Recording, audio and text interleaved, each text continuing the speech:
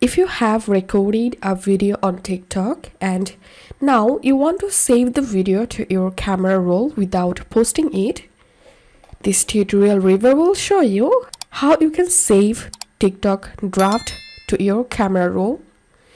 I'm going to opening my TikTok and capturing a dummy video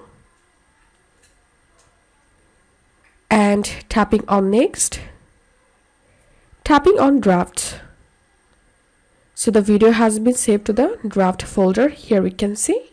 And now let's see how to save this draft video to camera roll. Open the draft video. Tap on next. Here tap on more options. Enable save to device.